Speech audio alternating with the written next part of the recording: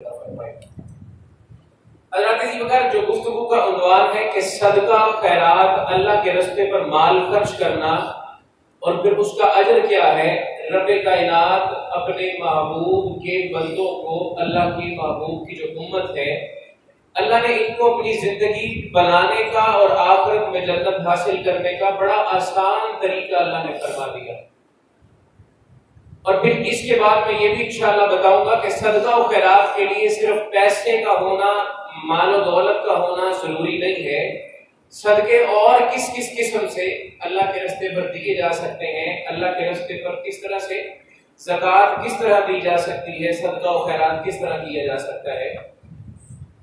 اللہ فرماتے ہیں کہ اے محبوب، میں آپ کے شہر مکہ کی قسم کھا کے کہتا ہوں، کیونکہ اس شہر میں آپ تشریف لائے ہیں، ووالد وما ولد، آپ کے والد کی قسم اور ان کی قسم جن کی یہاں ولادت ہوئی۔ اتنی قسمیں کھانے کے بعد اللہ نے جو گفتگو شروع کی، فرماتے ہیں کہ لقد خلقنا الانسان فی کبد، بے شک ہم نے انسان کو مشقت میں مبتلا رہنے والا پیدا کیا۔ ایک چیز اپنے ساتھ باندھ لیجئے کہ انسان کو اللہ تعالیٰ نے جس خمیر سے پیدا کیا، اللہ تعالیٰ نے کتابوں کے اندر آتا ہے کہ کافی عرصہ اس کی مٹی پر خوشیوں کی بارش ہوئی اور کافی عرصہ اس کی جو خمیر تھا، جو گوندا تھا، اس کے اوپر غم کی بارش کی جاتی ہے۔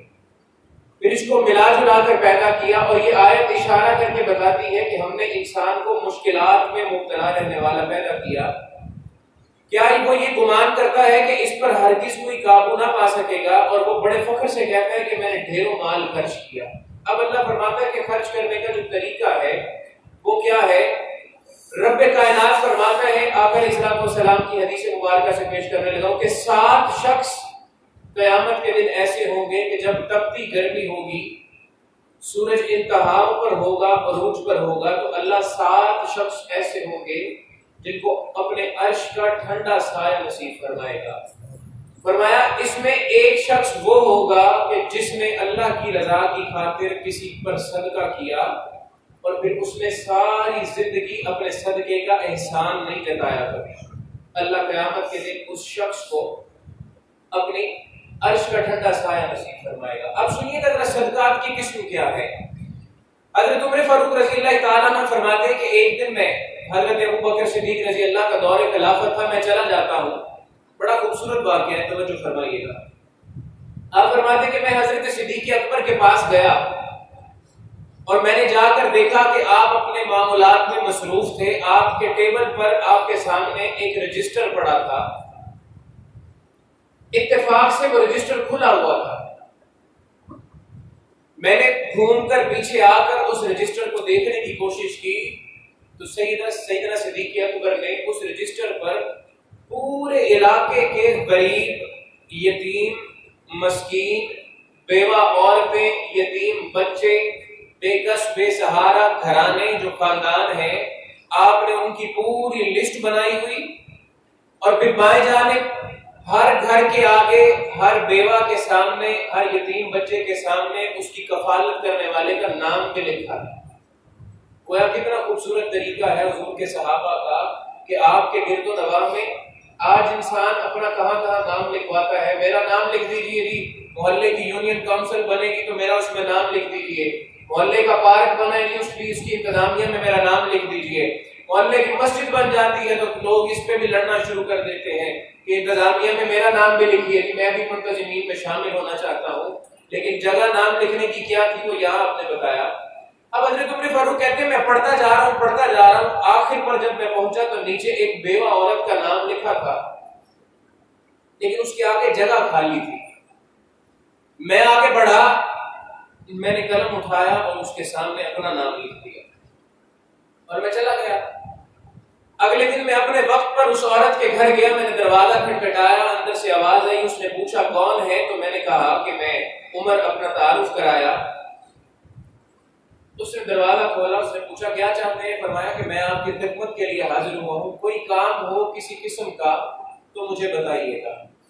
کہ خلیفہ وقت ابھی وہ بھی بننے والے ہیں، اور کتنے حضور کے جید صحابی ہیں، اور جا کر ایک بیوہ عورت کا دروازہ کھٹکھٹا کے اس سے خود پوچھتے ہیں۔ آج ذرا اپنے گرد و نواح میں نظر دوڑائیے، ہم میں سے کتنے ایسے ہیں جو کبھی کسی غریب کا دروازہ کھٹکھٹا کر اس سے پوچھتے ہو کہ بھائی تجھے تکلیف کیا ہے، کچھ بتائے گا ہمیں؟ ہم تو اپنے رشتہ داروں کو، بھائیوں کو تکلیف کی حالت میں دیکھ کے اپنے دروازے بند کر لیتے ہیں کہ کہیں یہ مشکل حالت میں میرے گھر ہی نہ آ جائے، اس کے گھر کوئی نقصان ہو جائے تو ہم اپنے ٹیلی فون بند کر لیتے ہیں۔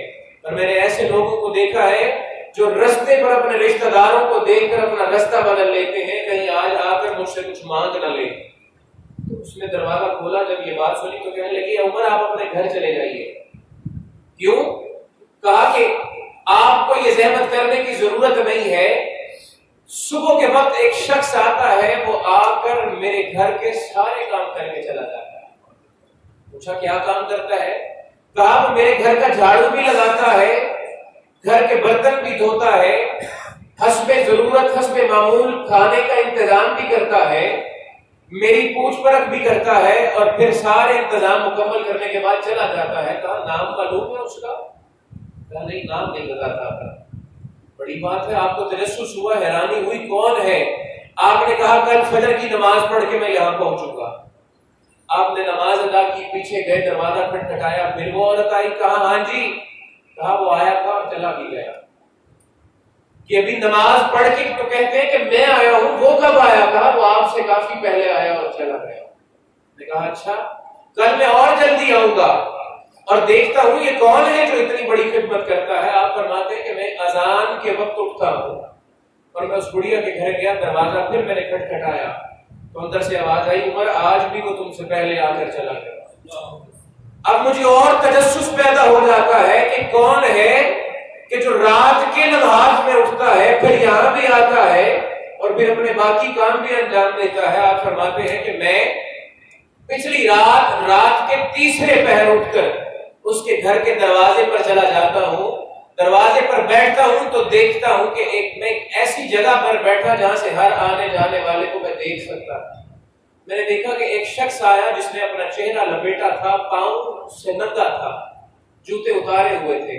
وہ اندر آیا، اس نے حسب معمول اپنا سارا کام کیا، پانی بھرتا ہے، کپڑے صاف کرتا ہے، برتن دھوتا ہے، کھانے کا انتظام کرتا ہے، اور واپسی پر جب وہ دروازہ بند کر کے جانے لگا نا تو میں نے گرےدار آواز میں اسے آواز دی، رکو کون ہو تم؟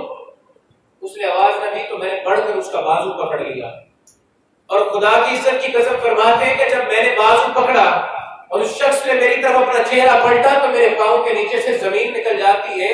وہ کوئی اور نہیں، حضرت ابوبکر صدیق رضی اللہ عنہ۔ آپ فرماتے ہیں کہ میں دیکھ کر حیران رہ گیا کہ حضور آپ نے اپنا نام بھی رجسٹر پر نہیں لکھا، اور پھر خلافت کی اتنی مصروفیات کے باوجود آپ یہاں پر تشریف لاتے ہیں۔ کہا عمر تم نے دیکھ لیا ہے، یہ بات کسی اور کو بتانا مت۔ پھر پاؤں کی جانب نظر پڑی تو دیکھا کہ جوتا بھی اترا ہے۔ آپ نے کہا اچھا یہ تو بتائیے کہ جوتا ہے نہیں یا قصدن نہیں پہن کر آتے؟ تو کہا میں جوتا ہے ضرور لیکن پہن کر نہیں آتا۔ کیوں پہن کر نہیں آتے؟ فرمایا کہ یہ وقت لوگوں کے آرام کرنے کا وقت ہے، اور میں یہ گوارا نہیں کرتا کہ میں بظاہر تو نیکی کرتا ہوں اور میری جوتوں کی آواز سے کوئی چھوٹا بچہ جاگ جائے، کسی کا کوئی بوڑھا آرام کرتا ہوا اس کے آرام میں کوئی خلل آ جائے۔ میری غیرت یہ گوارا نہیں کرتی کہ خلیفہ وقت کسی کے آرام میں بھی خلل کا باعث بنتا ہو۔ یہ تھی وہ سیرت، یہ تھی وہ ان کے کردار کہ جو کسی کی بے آرامی کا اتنا خیال رکھتے تھے۔ آج میں اور آپ ذرا اندازہ کر لیجئے کہ ہم سے کتنے لوگ سکون میں ہیں۔ آج تو کسی گھر پر شادی ہو تو 4 دن پہلے اور 4 دن بعد تک سارا محلہ جانتا ہے کہ اس گھر میں شادی ہے۔ کبھی اردو گانے بجتے ہیں تو کبھی پنجابی گانوں کی محفلیں رات دیر گئے تک چلتی رہتی ہے، اور لوگ ایسے ہیں کوئی پڑھنے والا پڑھنے سے مجبور ہے، نماز روزے والا اپنی نماز روزے سے مجبور بیٹھا ہے، اور ہمت نہیں کر سکتا جا کر روکنے کی، منع کرنے کی۔ جانتا ہے کہ جا کر کہوں گا تو آگے سے کرخت جواب ملے گی کہ بھائی تمہیں کیا ہے، ہمارے گھر خوشی کا ماحول ہے، تم کون ہوتے ہو آ کر ہمیں قتل کرنے والے۔ حضرات ذی وقار رب فرماتا ہے کہ کیا الم نجعل لہ عینین، کیا ہم نے کیا وہ دیکھتا نہیں ہے کہ وہ اپنی زندگی کے ساتھ کیا کر رہا ہے؟ نجعل لہ عینین، ہم نے اس کو 2 آنکھیں دی ہیں کہ وہ دیکھے۔ آپ فرمایا کہ وہ شخص جو میرے گھر کا کام کرتا ہے، میرے گھر کی خدمت کرتا ہے، فرمایا کہ آپ کی وجہ کیا ہے؟ آپ کہنے لگے لوگوں سے دعا کہہ کر لینے میں اور لوگوں کے دل سے دعا حاصل کرنے میں بڑا فرق ہوتا ہے۔ کسی کے پیٹ میں ایک لقمہ روٹی کا پہنچا کر پھر اس کے دل سے نکلنے والی دعا دیکھیے گا، کبھی اپنے غریب رشتہ داروں کے دل پر ہاتھ رکھ کر ان کے دل کے غم سن کر دیکھیے، پھر جو سکون ملے گا بتائیے گا کبھی ضرور۔ کبھی کسی بھوکے کو کھانا کھلا کر، وہ رشتہ دار جس نے عید پر کپڑے نہ بنانے ہو، آپ جانتے بھی ہو کہ اس کے پاس کپڑے بنانے کی بھی سکت نہیں ہے، جس کے 5 بچے ہیں، جس کی بیوی ہے، جس نے ان کے لیے بھی لباس کا انتظام کرنا ہے لیکن وہ کر نہیں سکتا، کبھی عید پر سرپرائز گفٹ ان کو دے کر دیکھیے گا، پھر ان کے دل سے نکلنے والی دعاؤں سے جو رات کو نیند آئے گی، اس کا مزہ زندگی میں کبھی ایسا محسوس کیا ہو تو بتائیے گا۔ رب فرماتا ہے کہ تم میرے رستے پر خرچ کرو، سکون کی تلاش میں نہ جانے کہاں کہاں پھرتے ہو، کبھی اللہ کے رستے پر خرچ کر کے دیکھو۔ اور آج ہمارے ہمسائے ہماری شرارتوں سے محفوظ نہیں، آج ہمارے ہمسائے ہم سے شکوے شکایت کرتے ہیں۔ میں نے بتایا نا کہ وہ صاحب وہ کہنے لگے کہ میرا 2.5 مرلے کا مکان ہے، دوست آئے میرے پاس بیٹھے، کہنے لگے کہ میرا 2.5 مرلے کا مکان ہے اور میرے ساتھ والا اپنا 10 مرلے کا گھر تعمیر کر چکا ہے مکمل، اور اس کے گھر کا جتنا وہ رف ورک تھا، وہ سیمنٹ، وہ بجری، وہ ریت اور گھر کی رگڑائی کا جو سارا سامان تھا، وہ ملبہ سارا میرے 2.5 مرلے کے مکان کے آگے ہے، کہ جس میں سے میں اپنی سائیکل گزار کر گھر کے اندر کرتا ہوں اور باہر لاتا ہوں۔ کہتا ہے کہ 2 بار میں نے کہنے کی جسارت کی اور مجھے امید تھی کہ اگر میں نے تیسری بار ان کو کہا تو شاید وہ ہاتھا پائی ہو جائے اور دست و گریباں ہو جائے میرے ساتھ۔ تو جس معاشرے میں ایک مسلمان اپنے حق کے لیے دوسرے سے بات کرتے ہوئے ڈرتا ہو، اللہ کے ذمہ اس علاقے میں، اس معاشرے میں آپ 5 وقت کی نماز میں سجدوں سے اپنی سر خم کر لیجئے، اپنے ماتھوں پر نشان ڈال لیجئے، روزے رکھ رکھ کر شوک کر تنکا ہو جائیں۔ اگر حقوق العباد مکمل نہیں ہے تو اللہ تعالیٰ کی بارگاہ سے اللہ فرماتا ہے کہ میں اپنی تو حق معاف کرنے کی طاقت رکھتا ہوں، اپنے حق بخشنے پر قادر بھی ہوں، لیکن جب کوئی شخص میرے بندے کا حق مارتا ہے میں تب تک اسے معاف نہیں کرتا جب تک وہ بندہ اس کو معاف نہ کر دے۔ اللہ عزیز وقار، یہ ایک وقت تھا کہ جب اللہ نے ہمیں عزتوں سے نوازا تھا، ہمارے لہجے بڑے مختلف تھے۔ آئیے آپ کو ذرا تاریخ کے باب میں لیے چلتا ہوں۔ ایک شخص جو غیر مسلم ہے وہ بغداد آتا ہے، وہ کہتا ہے کہ میں دیکھوں تو صحیح مسلمان اتنی ترقی کس طرح سے پا گئے، ان کو اتنا عروج کس طرح مل گیا، انہوں نے اتنا وقار کس طرح بنا لیا۔ وہ کہتا ہے کہ میں چلتا ہوا ایک ہوٹل پر پہنچا تو کھانا کھانے کے لیے میں رکتا ہوں، میں نے کھانا کھایا، تناول کیا، تو وہاں بیٹھے کسی شخص نے میرا بل ادا کر دیا۔ اس نے گمان کیا کہ یہ کوئی شخص باہر سے آیا ہے، یہ شخص کوئی مسافر ہے، اس نے بل ادا کر دیا۔ وہ کہنے لگا میں اٹھا اپنا بل دینے کے لیے تو مجھے دکان والے نے کہا کہ بھائی تمہارا بل ہو گیا۔ میں نے پوچھا میرا بل کس نے دے دیا، میں تو مسافر ہوں، مجھے جانتا بھی یہاں کوئی نہیں۔ کہا ہاں ایک شخص یہاں ایسا موجود ہے، اس نے کہا ہے کہ جب بھی تمہارے ہوٹل پر کوئی مسافر آ جائے اس کے کھانے کے پیسے اس سے نہیں لے۔ کہا اس نے یہ نہیں کہا کہ وہ مسلمان ہونا ضروری ہے، کہا اس نے یہ کہا کہ وہ انسان ہونا ضروری ہے، وہ صرف انسان ہونا ضروری ہے، اس کے کھانے کے پیسے نہیں لے لے۔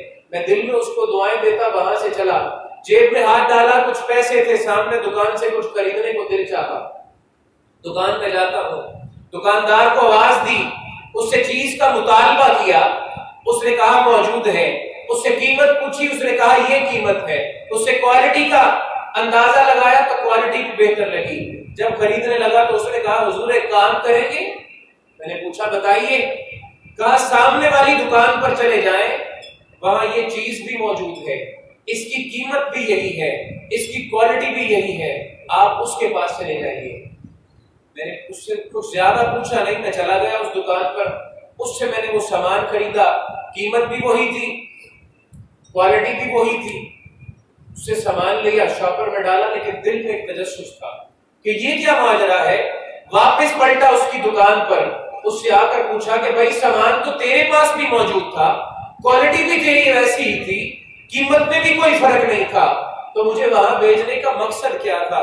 کہنے لگا جناب میں صبح سے اب تک کئی گاہکوں کو ڈیل کر چکا ہوں، میں نے اپنے بیوی بچوں کے لیے اچھا رزق کما لیا ہے، وہ میرا بھائی آج دکان پر لیٹ آیا تھا، کسی عذر کی وجہ سے دکان اس نے لیٹ کھولی، آج سارا دن اس کی گاہکی نہیں ہوئی، تو میری غیرت نے یہ گوارا نہ کیا کہ شام جب وہ دکان بند کر کے اپنے گھر جائے گا تو اس کے بیوی بچے جب اس کے سامنے دست دراز کریں گے، اس سے پیسوں کا تقاضا کریں گے، تو وہ خالی جیب سے ان کا سامنا نہیں کر پائے گا۔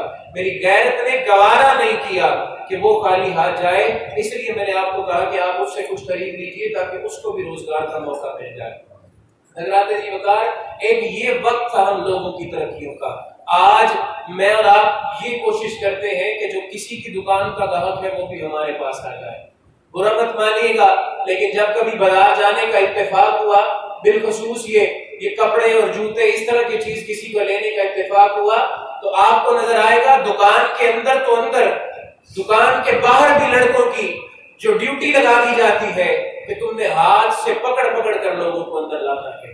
دکان کے باہر کھڑے کر کے ان کو وہ سلوگن، وہ کارڈز پکڑا دیے جاتے ہیں، ان کو نعرے بازی سکھا دی جاتی ہے کہ کسی اور کی دکان پر گاہک جانے نہ پائے، اس کو لے کر اپنے پاس آؤ۔ حضرات جی وقار، رب تعالیٰ کا فرمان ہے، جو لقمہ میں نے تمہارے لیے لکھ دیا ہے، جو روٹی کا ٹکڑا تمہارے حصے کا ہے وہ تم ہی کھاؤ گے، جو لقمہ، جو حصہ روٹی کا تمہارے حق میں نہیں ہے وہ تم کبھی نہیں کھا سکتے۔ دعا ہے کہ اللہ مجھے اور آپ کو صحیح معنوں میں دوسروں کا حق ان تک پہنچانے کی توفیق عطا فرمائے۔ یہ بھی ہمارے اسلاف تھے کہ جو اپنے حق کی چیزیں لوگوں کو دے دیا کرتے تھے۔ حضرت عمر کے زمانے میں ایک مسئلہ آتا ہے، ایک شخص نے ایک زمین بیچی کسی دوسرے شخص کو، تو جس نے خریدی اس نے حل چلایا تو زمین سے اس کو کچھ خزانہ مل جاتا، اس نے وہ خزانہ اٹھا کر عمر فاروق رضی اللہ کی بارگاہ میں آ جاتا ہے۔ پہلے اس شخص کے گھر گیا، دروازہ کھٹکھٹایا، کہنے لگا یہ آپ کا ہے، آپ رکھ لیجئے، اور وہ لینے والا بھی ہم جیسا نہیں تھا، ایمان کا پکا تھا، کہنے لگا جناب میں نے زمین کا سودا کیا تھا، اب جو نکلا وہ آپ کے نصیب ہے، وہ آپ رکھ لیجئے۔ ہم تو یہاں پر ذرا سا معاملہ ہو، میں نے اپنی آنکھوں سے لوگوں کو دیکھا ہے کہ سودا بیچ کر اپنی زبان سے مکر جاتے ہیں اگر اس میں کوئی اچھا منافع مل جائے۔ میں نے لوگوں کو خریدتے دیکھا ہے، کسی نے سودا کسی کو بیچ دیا ہوتا ہے، جا کر دوسرا اس کو کہتا ہے اس کو 10 کا دیا ہے، میں تمہیں 20 دیتا ہوں، سودے سے منحرف ہو جاؤ، اور بڑے آرام سے اپنی زبان سے منحرف ہو جاتا ہے۔ لوگوں کا اعتماد کا عالم یہ ہے کہ زبان کی ویلیو ختم ہو جاتی ہے، لکھا ہوا اس سے مکر جاتے ہیں۔ فرمایا کہ یہ تمہارا ہے، میرا اس پر کوئی حق نہیں۔ شخص کہتا ہے میں تو کبھی نہیں لوں گا، زمین آپ کی تھی، خزانہ آپ کا، یہ آپ رکھیے۔ المختصر بات حضرت عمر فاروق رضی اللہ عنہ کی بارگاہ میں پہنچ جاتی ہے۔ آپ نے پوچھا معاملہ کیا ہے، جب معاملہ سنایا تو نہ وہ لینے پر راضی ہے نہ وہ لینے پر راضی ہے۔ آپ حیران ہیں کہ میرے محمد مصطفیٰ کی تعلیمات یہ بھی ہے کہ آج کوئی کسی کا حق اس ڈر سے نہیں لیتا کہ رب تعالیٰ کا فرمان ہے جو اس دنیا میں کسی کی حق تلفی کرتا ہے، قیامت والے دن اللہ کی بارگاہ میں اس کو ایک بالشت برابر بھی، یہ بڑی سخت حدیث ہے سن لیجیے گا، کہ اگر دنیا میں کسی نے ایک بالشت برابر بھی، بالشت بڑا چھوٹا پیمانہ ہے اور یہ انچ اور سینٹی میٹر سے بھی کافی چھوٹا چلا جاتا ہے، کہ اس کے برابر بھی اگر کسی نے کسی کی زمین پر ناحق قبضہ کیا، اللہ تعالیٰ قیامت کے دن اس کو اس زمین کے کئی گنا زیادہ حصے کے نیچے اس کو دھسا دے گا اور اس کو اللہ کے سامنے اس کا جواب دینا ہوگا۔ آج ذرا یہاں پر اندازہ لگائیے، ہم ہر ممکن کوشش کرتے ہیں کمائش میں غلطی کر کے، ہر ممکن کوشش کرتے ہیں کہ بھائی اس کا حق ختم ہو جائے، کسی طرح مجھے جگہ میسر آ جائے۔ تو آپ فرماتے ہیں کہ آپ نے پھر فیصلہ کیا کیا؟ اس سے پوچھا تمہارے ہاں اولاد ہے؟ تو اس نے ایک نے کہا جی میری بیٹی ہے، دوسرے نے کہا میرا بیٹا ہے۔